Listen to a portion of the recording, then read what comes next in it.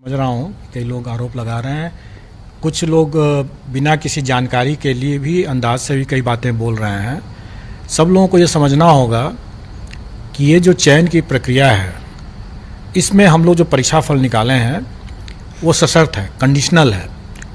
ये हमारे चयन की प्रक्रिया का एक पार्ट है कि हम पहले मेरिट लिस्ट के हिसाब से अपना रिज़ल्ट निकालें जो कंडीशनल है, और इसके बाद ये डॉक्यूमेंट वेरिफिकेशन होगा जो कि चल रहा है। लोगों की यह शिकायत जैसे सुनने में आ रही है कि बहुत से फर्जी भी इसमें सम्मिलित हो गए हैं, तो इसी को तो बाहर करने के लिए डीवी चल रहा है। हम भी तो यही चाहते हैं कि जो फर्जी हैं वो बाहर हो जाएं, और इसीलिए वो डीवी चल रहा है। और डीवी के दौरान जो लोग गलत पाए जाएंगे वो उछड़ जाएंगे। हमारा काम ये था कि जो भी लोग अभ्यर्थी ने जो दावा किया, उस दावा के आधार पर हमने एक मेधा सूची बनाया। अब उस मेधा सूची के आधार पर उसका दावा कितना सही है कितना गलत है, इसकी ही जांच अब चल रही है। स्वाभाविक है कि जो सही पाए जाएंगे उनका योगदान स्वीकृत हो जाएगा, जो नहीं सही पाए जाएंगे उनका नहीं योगदान स्वीकृत होगा।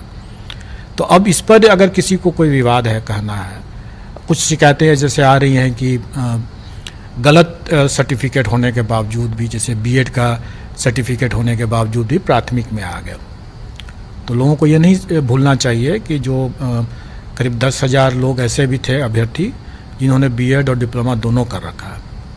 अब अगर किसी ने अगर गलत तरीके से अगर दावा कर दिया कि वो हमारा जो है बीएड है, डिप्लोमा है हम, और डिप्लोमा का सर्टिफिकेट उसका नहीं है, तो वो बाहर हो जाएगा।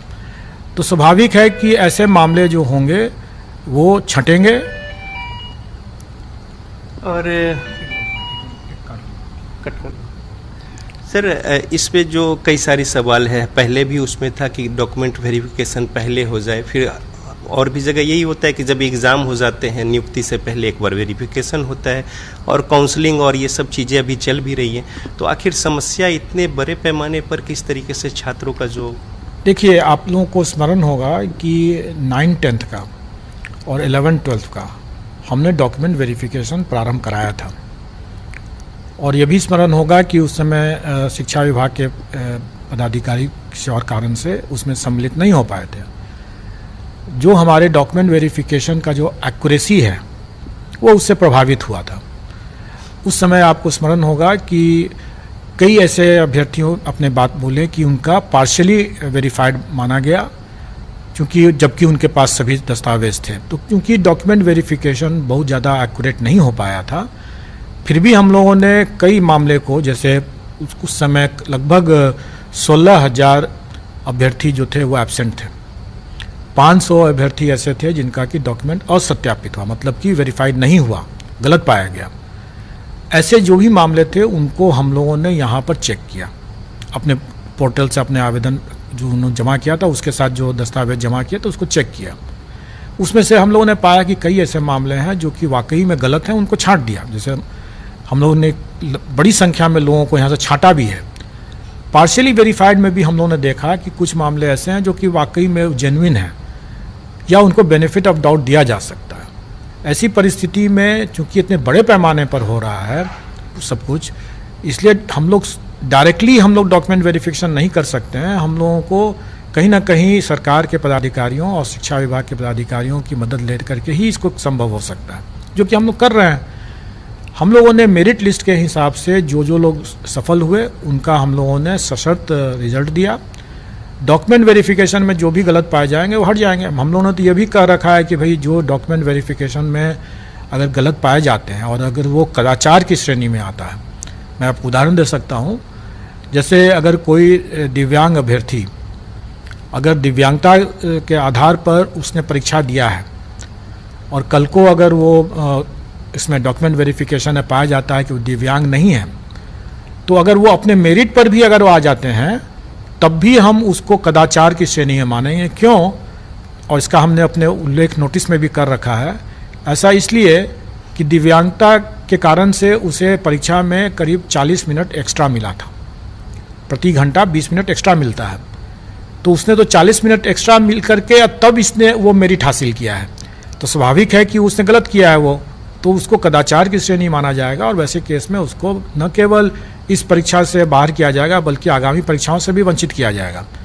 इसी तरह से अगर कोई अभ्यर्थी अगर गलत दावा करके अगर अपना देते हैं और बोलते हैं कि हमने तो डिप्लोमा कर रखा है और डॉक्यूमेंट वेरिफिकेशन में अगर वो डिप्लोमा नहीं मिलते हैं तो डॉक्यूमेंट वेरिफिकेशन में वो बाहर किए जाते हैं और उनको गलत बयानी के लेकर हम लोग उन पर कार्रवाई भी कर सकते हैं। उसी तरीके से अगर किसी ने अगर अपना STET का सर्टिफिकेट दिया है कि 2019 का और वो बिहार के बाहर के निवासी हैं, तो अब ये कहना कि चूंकि वो बिहार के बाहर के हैं इसलिए उनका STET का वो सर्टिफिकेट गलत हो गया, तो ये तो अनुसंधान का विषय है। अभी मैंने कुछ लोगों से बात करते हुए हम लोगों ने पूछा उससे, अभी कुछ शिकायत लेकर आए थे तो हमने पूछा भी कि जो जिसकी बारे में आप चर्चा कर रहे हैं क्या 2019 में ये लिखा हुआ था कि बिहार के स्थायी निवासी होंगे कि बिहार के निवासी होना आवश्यक था। उसने देख करके विज्ञापन देख के बताया कि नहीं, बिहार का निवासी होना पर्याप्त था। तो बिहार के स्थायी निवासी और बिहार का निवासी दोनों में बहुत अंतर होता है। जो व्यक्ति 2019 के STET की परीक्षा दिया, संभव है कि वो उस समय बिहार का निवासी रहा हो और आज बिहार का निवासी नहीं है। अगर उसको बिहार के निवासी के आधार पर आज चूंकि वो नहीं है, ये मानते हुए कि उस समय भी नहीं था, अगर उसको बाहर कर दिया जाए तो ये उसके लिए नाइंसाफ़ी हो जाएगी। उसका सही तरीका यह है कि आज की तारीख पर उसको स्वीकृत करते हुए, मान्य करते हुए फर्दर उस पर इन्वेस्टिगेशन हो, अनुसंधान हो, जांच किया जाए कि वाकई में वो उस समय बिहार का निवासी था क्या नहीं था। और जब वो जांच का जब आएगा रिजल्ट, उसके आधार पर उसका अगर पाया जाए कदाचारी निकला तो उसकी STET की परीक्षा वो बाधित हो रही है, उसका परीक्षाफल प्रभावित होगा तो उस समय बाहर हो जाएगा वो। लेकिन आज की तारीख पर उसके पास में अगर जायज़ STET का प्रमाण पत्र है तो सिर्फ आशंका के आधार पर उसको बाहर नहीं किया जा सकता है। तो जो काउंसलिंग हो रही है डिस्ट्रिक्ट्स में, तो ये उम्मीद कुछ बच्चे रख सकते हैं कि जो अगर वहाँ पे कुछ गलत होता है तो जो वेटिंग लिस्ट के जो लोग हैं उनको चांस मिल सकता है। बिल्कुल, हम लोगों का हमेशा से ये प्रयास रहा और ये पूर्व की परिपाटी भी रही है कि जब भी हम डॉक्यूमेंट वेरिफिकेशन करके सरकार को लिस्ट देते हैं, चूँकि उन सब मामलों में हम लोग सीधे अपना डॉक्यूमेंट वेरिफिकेशन कर लेते हैं, छोटी संख्या रहती है। इसमें चूँकि बड़ी संख्या है इसलिए डॉक्यूमेंट वेरिफिकेशन अब सरकार के स्तर से वहाँ पर हो रहा है। तो जब भी कोई सरकार के समक्ष जब जाता है मामला योगदान के समय और पाया जाता है कि वो गलत है, तो सरकार हमारे पास वापस भेजती है और हम लोग उस पर पूरक अपना सप्लीमेंट्री रिजल्ट देते हैं। और वो हम लोग इस मामले में भी देंगे। अभी हमारी शिक्षा विभाग के साथ वार्तालाप हो चुका है, उनका पत्र भी आ चुका है और हम लोग इस बारे में बहुत स्पष्ट हैं कि जो भी इसमें वैकेंसी क्रिएट होगा डॉक्यूमेंट वेरिफिकेशन के कारण से भी, जो ड्रॉप आउट्स होंगे या जो एक से अधिक जिनका परीक्षा फल मिला हुआ है उसमें भी जो कोई एक ही नौकरी करेंगे, तो जो भी वैकेंसी बचेगा वो सारी वैकेंसियों को जोड़ करके हम लोग उसका सप्लीमेंट्री रिजल्ट देंगे।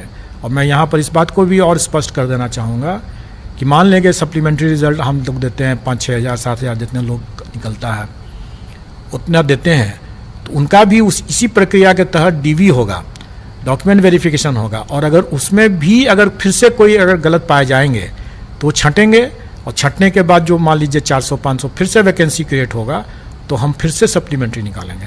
कहने का मतलब यह है कि ये प्रक्रिया सतत चलेगा जब तक कि हमें सही तरीके से डॉक्यूमेंट वेरिफिकेशन के बाद सही तरीके से सही लोग जब तक योगदान पूरा नहीं कर लेते हैं तब तक हम लोग सप्लीमेंट्री रिजल्ट निकाल करके उसको भरेंगे।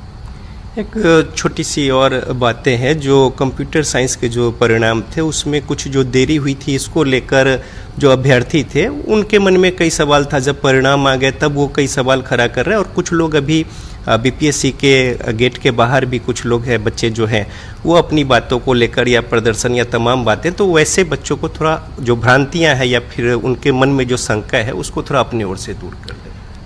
एक तो कुछ लोग आए थे मेरे समक्ष और मैंने उनको क्लियर भी कर दिया और आप अभी देखेंगे कि बाहर में अब कोई अभ्यर्थी नहीं है।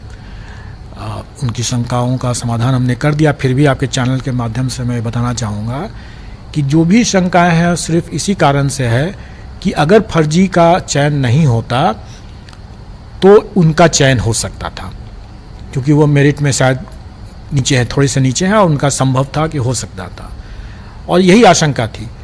तो वो चाहते हैं कि फर्जी अभ्यर्थी जो चयन हो गए हैं उनको बाहर कर दिया जाए, तो वही तो हम कर रहे हैं। आखिर डॉक्यूमेंट वेरिफिकेशन का प्रोसेस भी तो इसीलिए है ना कि जो फर्जी जो कर चुके हैं, जिन्होंने जो दावा किया, हम उस दावा के आधार पर हम लोगों ने किया और उसका मेरिट लिस्ट बनाया, और अब हम उसका सेकंड फेज में उसका डॉक्यूमेंट वेरिफिकेशन चल रहा है। जो फर्जी होंगे बाहर हो जाएंगे, और जब बाहर होंगे तो जो वैकेंसी होगा हम भरेंगे उसको पूरक से।